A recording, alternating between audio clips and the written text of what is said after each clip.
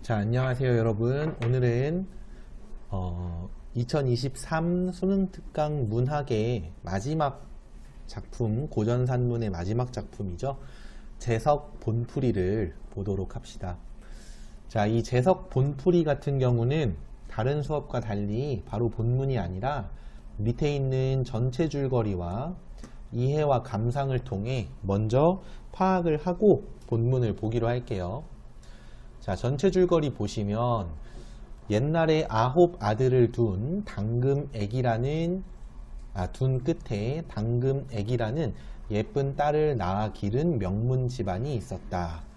지금 아홉 아들은 뭐 그냥 9명이나 되니까 별로 비중이 없을 것 같고 당금액이가 뭔가 비중이 있어 보이죠.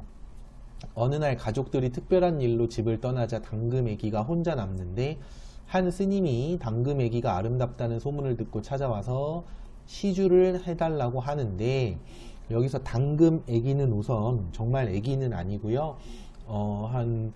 그 당시 나이로는 결혼할 수 있을 수준으로 어느 정도 나이가 있다, 이렇게 보시면 되겠고요. 시주를 해달라는 거는 쉽게 말하면 뭐 쌀이나 뭐 옷감이나 아니면 돈을 좀 줄 수 있냐, 이렇게 얘기를 하는 겁니다. 그 스님들은 원래 따로 막 뭐 경제활동을 안 하니까 이렇게 시주를 받아서 이렇게 먹고 살았어요. 자, 그러다가 당금애기의 집에서 하룻밤 머물기를 청해요. 근데 이렇게 보면은 약간 이상한 놈이죠. 더구나 스님인데. 근데 이거는 이제 본문에 나오지만 정말 그냥 어떤 그 욕망이라든지 뭐 이런 게 다가 아니라 큰 뜻이 있었거든.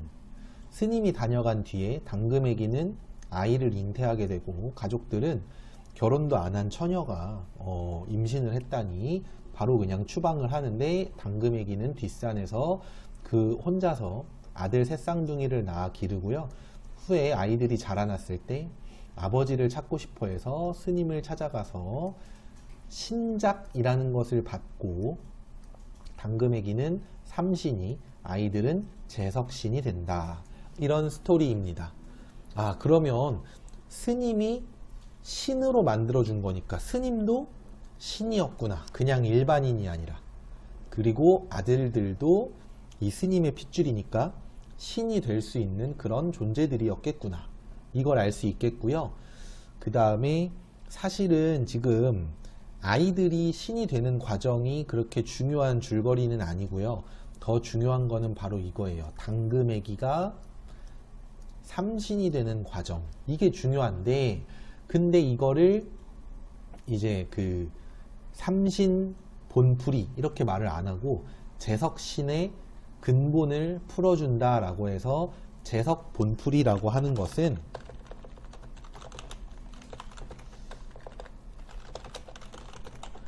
아무래도 우리나라에 좀 이제 특히 고대에는 여성보다는 남성을 좀 우선시하는 문화가 있잖아요. 이 재석씨는 세 아들이니까 이제 아무래도 그 남신이고, 삼신 할머니 다 아시죠? 이 당금애기가 나중에 삼신 할머니 된 거예요. 삼신 할머니는 여신이니까 이렇게 스토리의 중심에 놓여 있더라도 이름은 재석 본풀이로 만든 거다, 이렇게 보시면 이해가 잘 될 겁니다. 자, 그렇게 되고요. 그 다음에 이 재석 본풀이라는 제목에서 재석은 사실은 신 이름이에요.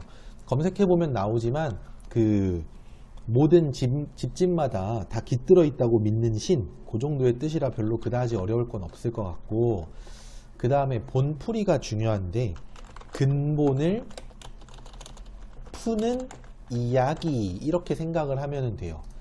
그러면 신이 생겨나게 된 그런 과정을 풀어주는 이야기가 바로 본풀이인 건데, 이게 큰 틀에서는 어떤 갈래에 포함이 되느냐, 바로 서사무가에 포함이 됩니다.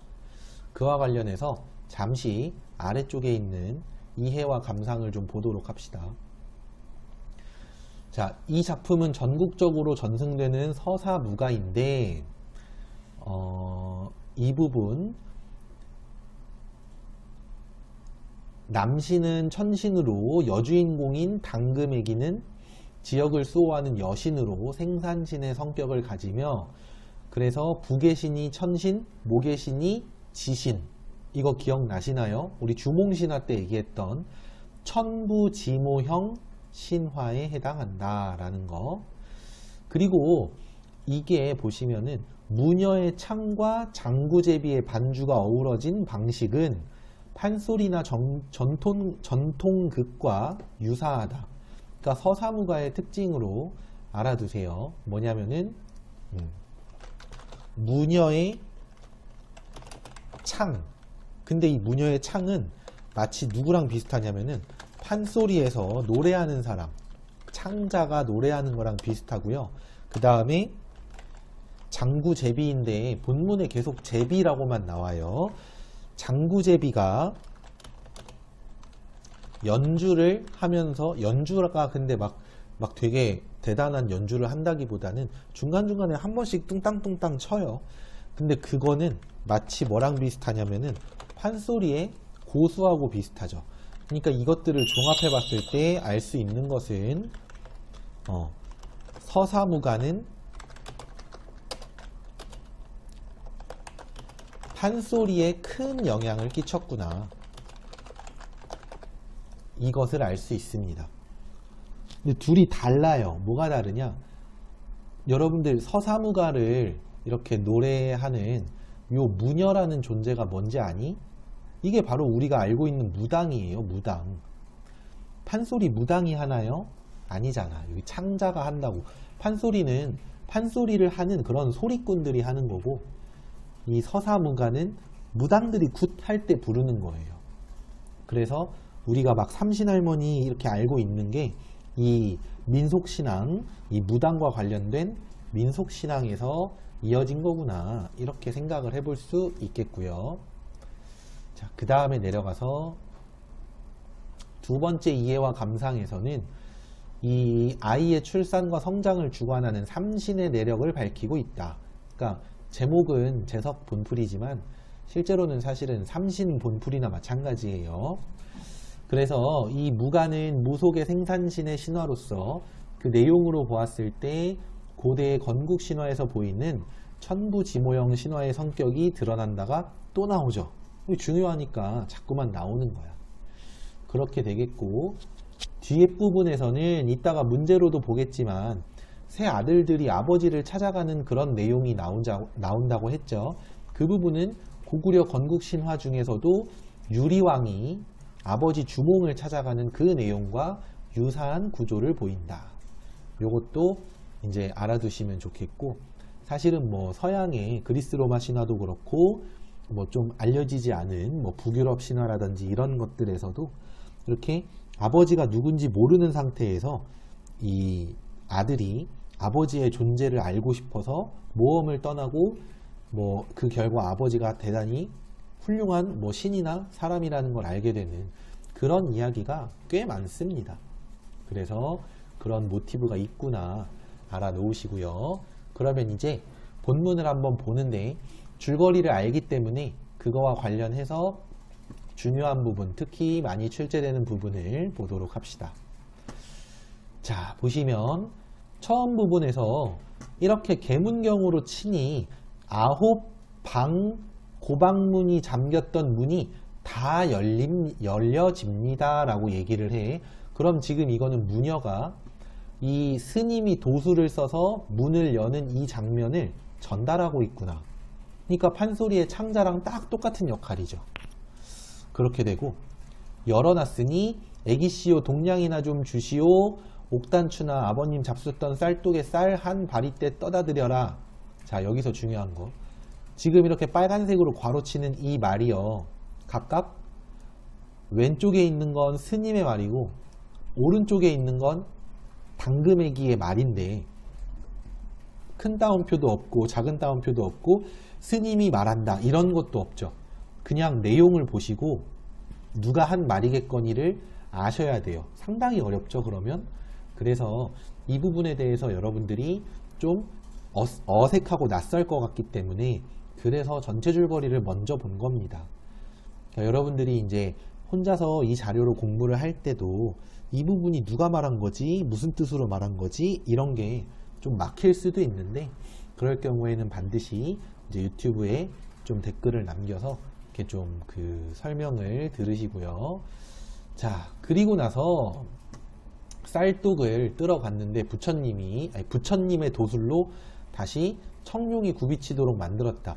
보니까 이 스님이 아까 말했지만 하늘의 신이라는 그 천계의 신이라는 그런 컨셉이잖아요. 근데 도술을 막 부리는 모습을 통해 이제 그런 신적인 존재라는 걸 생각해 볼 수 있어요. 그리고 나서 당금액이 쌀독에 납작검이 살짝 쳐놨는데 아이고 애기씨요 무서워서 못 뜨겠습니다. 자, 이 부분은 사투리가 잘 드러나고 스님이 한다는 말이 이거 스님의 말이에요. 애기씨요 그리 말고 애기씨 잡숫던 쌀독에 납작검이 줄을 쳤으니 이리 밀치고 저리 밀치고 한 바리떼만 떠다 주면 소승은 돌아가겠습니다. 자, 여기서 스님이 쌀 한 바리떼만 채워주세요 라고 하는데, 그리고 나서 무슨 내용이 나오냐, 옥단춘이 매상금이 참 당금액이 데리고 셋이서 쌀 들어간 사이 스님의 거동보소 오늘 해를 어찌 지울꼬. 여기서 지운다는 건 그 지우개의 개념이 아니라 해가 떨어질 때까지, 해가 질 때까지 어찌 시간을 보낼꼬 라고 하는데, 스님의 혼잣말이죠. 이거 앞에서도 말했듯이 누가 누구에게 말하는 건지가 되게 좀 불분명하게 보인단 말이지, 내용을 알고 보는 게 아니면. 그래서 이 혼잣말을 하는 부분을 찾아라, 또는 뭐 스님이 당금에게에게 하는 말을 다 찾아라, 이런 문제 나오면 머리 터져요. 그러니까 내용을 잘 이해하고 누가 누구에게 이런 말을 하겠구나 라는 거를 반드시 이해를 하고 계세요. 근데 스님이 이렇게 해 떨어지면 뭐 하려는 거냐면 이 당금애기의 집에서 하룻밤 자고 가려는 건데, 그게 그냥 단순히 어떤 음흉한 생각만 있어서 그런 게 아니고요. 이게 중요해요. 삼한세준을 태어나게 하려고 왔는데, 이게 이제 궁극적인 이유예요. 그리고 뒤에서 삼한세준이 스님이 혼자서 낳을 순 없잖아. 스님은 더구나 남자예요.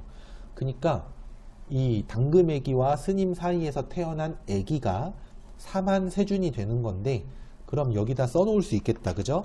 삼한세존은 참고로 이 존과 주는 바꿔서 쓸 수도 있습니다. 여러분들 그 엄마의 오빠나 엄마의 남동생한테 삼촌이라고도 부르지만 삼춘이라고 하는 경우도 많죠. 그 삼촌도 똑같은 건데 원래는 삼촌이 맞아요. 자, 어쨌든 삼한세존은 바로 뭐가 되냐면은 후에 재석신이 되는 존재인 거예요. 그러니까 스님이 당금애기와 이렇게 하룻밤을 보내려는 진짜 이유는 재석신을 탄생하게 하고자 하는 겁니다.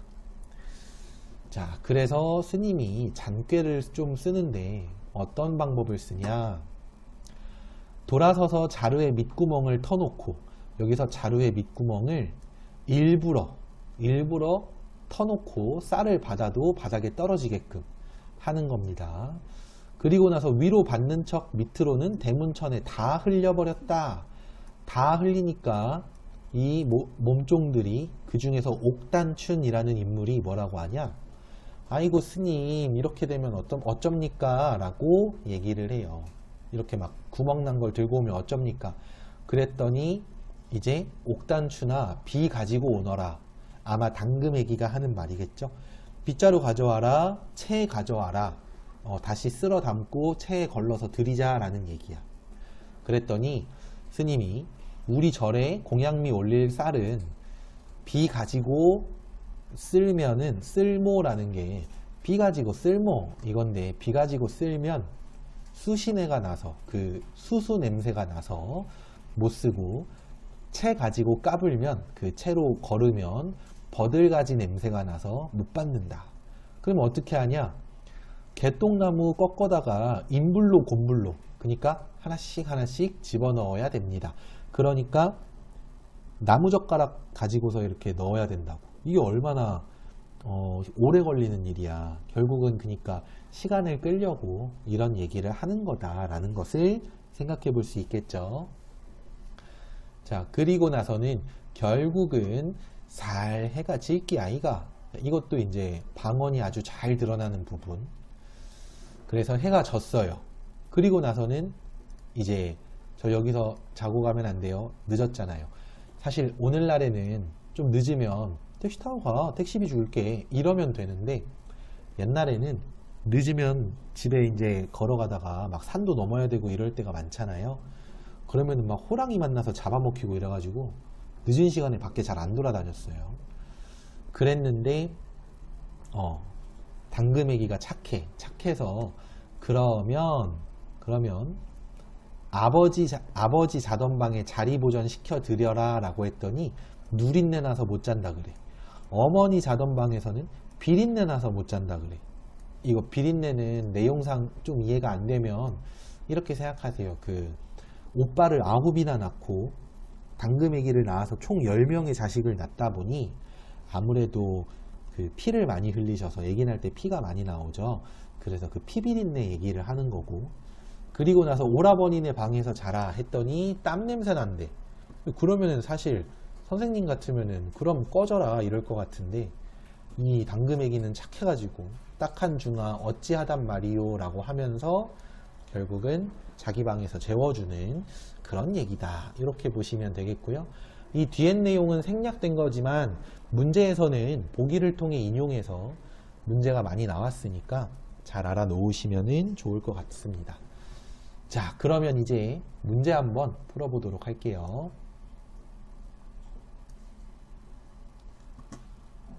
문제는 우선 9번 문제를 먼저 봅시다. 윗글과 보기를 비교한 것. 자, 여러분, 윗글은 설화의 한 갈래에 속하는데, 설화의 갈래에 신화, 전설, 민담 세 가지가 있죠. 그 중에 뭘 것 같아요? 바로 신화예요. 너무 간단하게도 삼신할머니와 재석 신이 태어나는 얘기니까 신화야. 또 하나는 우리나라에서 삼신할머니 모르는 사람 있을까? 물론 젊은 학생들 중에는 모르는 경우도 있겠지만, 예를 들어 부산에서는 삼신할머니를 알지만 저기 강원도 강릉에서는 모른다. 아닐걸. 강릉 사람들도 다 알걸. 왜냐면 신화는 이렇게 나라나 민족 단위로 전체적으로 전승이 됩니다. 근데 전설은 어때요? 전설 기억나시죠? 전설이라는 것의 가장 중요한 특징은 바로 증거물이 있다라는 거. 그럼 그 증거물이 있는 그 마을이나 아니면 공동체를 중심으로 전승이 되겠지. 그 부분이 바로 신화와 전설의 큰 차이이고, 답이 2번이에요. 둘 다 설화에 속하는데, 보기는 왕십리의 명칭에 관련된 전설이고, 윗글은 우리나라 전체에 전반적으로 이렇게 계승되고 있는 신화이다. 이게 올바른 말입니다. 나머지 것들 왜 틀렸을까 한번 보시고요. 그 다음에 아래로 내려가서 이번에는 뭘 보냐면은 12번을 보도록 할게요. 12번. 이와 같은 무가의 특징으로 볼 수 없는 것은. 여러분들이 이제 무가를 볼 일이 자주 없기 때문에 이런 갈래 문제 하나 봅시다. 구비문학의 한 갈래이다? 당연히 맞죠. 입에서 입으로 전승되는 거. 아주 옛날에는 무당들이 글로 써서 이렇게 이거 외워, 이런 경우 많이 없었어요. 한글 창제 이전에 어려운 한자로 쓰기도 어렵지만 외우기는 진짜 외우기도 어렵지. 그죠? 그 다음에 굿하면서 부르는 노래이다. 이것도 맞고요. 악사의 반주에 맞춰 노래한다도 맞고요. 무당 계층에 의해. 자, 판소리는 소리꾼에 의해 전승되는데 마찬가지로 서사무가도 무당들의 집단 안에서만 전승이 됩니다. 그리고 마지막으로 인간 세계의 실제적인 모습을 다룬다? 아니죠. 자, 삼신할머니 다 알잖아. 삼신할머니 실제로 본 사람 한 명도 없을걸? 허구적이고 상상적인 얘기를 다룹니다. 그래서 답은 5번이었고요. 자, 이제 마지막으로는 19번 문제를 보는데, 뒷부분 얘기와 관련이 없는 것은 무엇이냐. 근데 줄거리가 존재한다는 자체가 뭐냐? 바로 서정갈래가 아니라 서사갈래라는 거야. 그래서 답은 2번이에요. 아시겠나요? 네, 그 서정갈래는 시, 뭐 아니면은 시조, 뭐 가사 이런 식으로 그 정서를 전달하는 것이 중심이 되는 그런 작품, 그런 갈래들을 서정갈래라고 하고, 이는 지금 이 서사무가 같은 경우는 서사갈래에 속합니다. 자, 그러면 나머지 문제들도 한번 잘 풀어봐 주시고요. 오늘 수업은 여기까지 하면 될 것 같습니다. 다들 고생하셨고요. 지금까지 수업에 활용된 모든 자료는 나무아카데미 홈페이지에서 이용하실 수 있습니다. 감사합니다.